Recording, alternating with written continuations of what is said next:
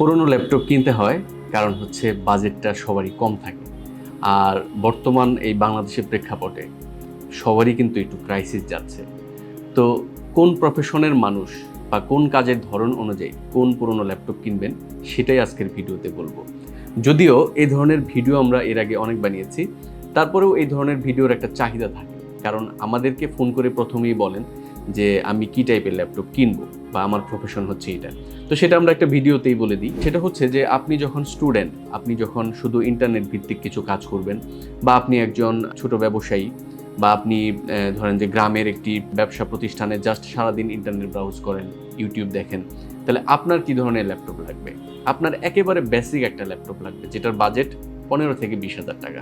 আরেকটু যদি উপরের দিকে যাই, যে আপনি একজন ফ্রিল্যান্সার, অনলাইনের মোটামুটি ভালো কাজ করেন, আপনি ফটোশপের কাজও করেন, ডাটা অ্যানালিসিস করেন, ডাটা এন্ট্রি করেন, প্রোগ্রামিং করেন, তাদের জন্য কিন্তু ল্যাপটপের বাজেট করতে হবে 25 থেকে 30 হাজার টাকা।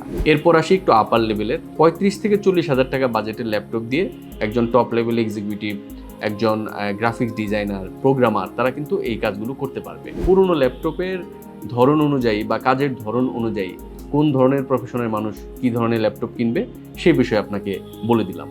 এরপরেও যদি আপনাদের কোনো প্রশ্ন থাকে, আমাদেরকে ফোন করে কিন্তু পরামর্শ নিতে পারেন যে আপনার কোন কাজের জন্য কী ল্যাপটপ কিনবেন।